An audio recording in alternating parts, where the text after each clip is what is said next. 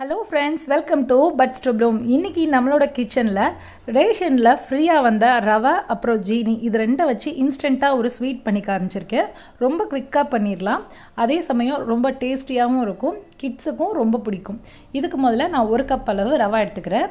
இந்த ரவா பாத்தீங்கன்னா நல்லா நம்ம வறுத்துக்கணும். ஒரு 3 நிமிஷம் போல மீடியம் ஃப்ளேம் வச்சு அப்படியே லைட்டா வறுத்தீங்கன்னா கொஞ்சம் வாசனை வரும். அது வரைக்கும் நம்ம வறுத்துக்கலாம். ஆனா ரவாவோட கலர் சேஞ்ச் ஆக கூடாது. இப்போ லைட்டா ஒரு 1 நிமிஷம் வறுத்ததுக்கு அப்புறம் ஒரு 1/2 ஸ்பூன் அளவுக்கு நெய் சேர்த்துக்கோங்க. 1 கப் 1 டம்ளர் ரவானா நீங்க ஒரு 1/2 ஸ்பூன் அளவு நெய் சேர்த்துக்கலாம். உங்களுக்கு இன்னும் கொஞ்சம் நெய் வேணும்னா கூட நீங்க 1 ஸ்பூன் வரைக்கும் சேர்த்துக்கலாம். அதுக்கு மேல சேர்க்க வேண்டாம். இப்போ இத இன்னும் கொஞ்சம் நல்லா வறுத்துக்கலாம். ஒரு 3 நிமிஷம் நான் சொன்ன மாதிரி ஒரு 2 நிமிஷம் மீடியம் ஃப்ளேம்ல அதுக்கு அப்புறம் கை விடாம ஒரு 1 நிமிஷம் ஹை ஃப்ளேம்ல கலர் மாறாம நம்ம வறுத்துக்கலாம்.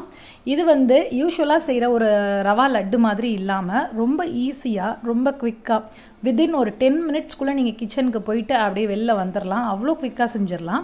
இது ரவா வறுக்கிறது அது ஒரு சின்ன வர்க் மட்டும் தான். அதுக்கு அப்புறம் பாத்தீங்கன்னா எல்லாமே உங்களுக்கு ஈஸியா தான் இருக்கும். இப்போ நான் ரவா நல்லா வறுத்துட்டேன்.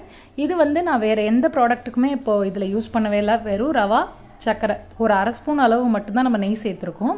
மத்தபடி நம்ம வீட்ல இருக்க பொருட்களை வச்சு தான் நம்ம செய்றோம். நமக்கு அது ஃப்ரீயா வந்த பொருளை வச்சு தான் நம்ம செஞ்சிட்டு இருக்கோம். இப்போ இது கூட ஒரு சிட்டிகை அளவு உப்பு போட்டுக்கோங்க. உங்களுக்கு எவ்வளவு தேவையோ நான் ஒரு 2 சிட்டிகை அளவு உப்பு போட்டுக்கிறேன். அப்பதான் உங்களுக்கு நல்ல ஸ்வீட்னஸ் எடுத்து கொடுக்கும். எனக்கு ஒரு தோராயமா 5 ல இருந்து 6 ஸ்பூன் அளவு மட்டும் நான் சக்கரை எடுத்துக்கிட்டேன்.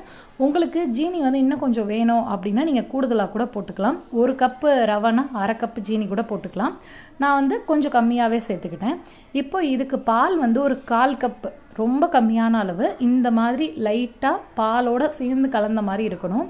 இப்போ அடுப்பை ஆஃப் பண்ணிடுங்க. இன்னும் கொஞ்சம் வேணா பால் சேர்த்துக்கலாம். மொத்தமே எனக்கு ஒரு டம்ளர் ரவாவுக்கு 1/4 டம்ளர் கூட கம்மியான அளவு பால் தான் தேவைப்பட்டுச்சு.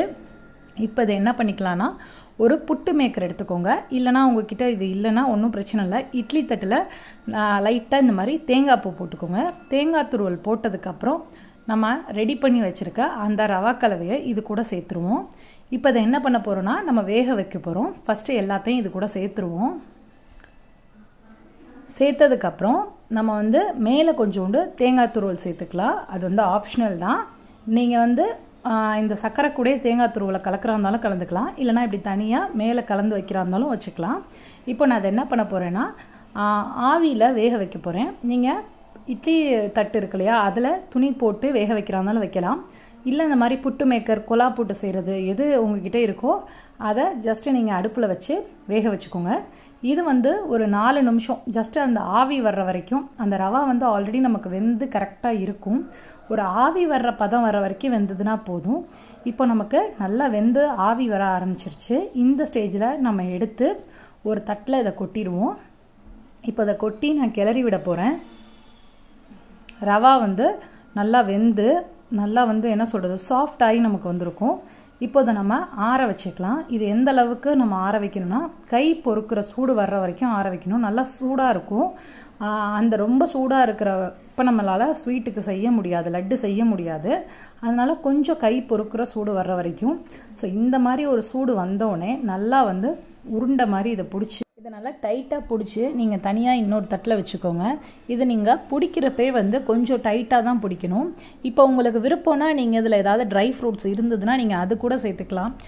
கிஸ்மிஸ் இல்லைனா கேஷ்யூ லைட்டாக நெய்யில் வறுத்துட்டு அதுவும் நீங்கள் சேர்த்துக்கலாம். சாப்பிட்றப்ப ரொம்பவே டேஸ்ட்டாக இருக்கும்.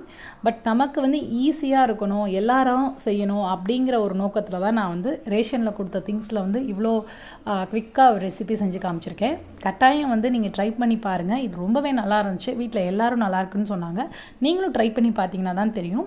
அதுக்கப்புறம் உங்களுக்கு ஏதாவது ரெசிபி வேணும் ஃப்யூச்சரில் அப்படின்னா நம்மளோட கமெண்ட் செக்ஷனில் தாராளமாக உங்களோட கருத்துக்களை தெரிவிங்க.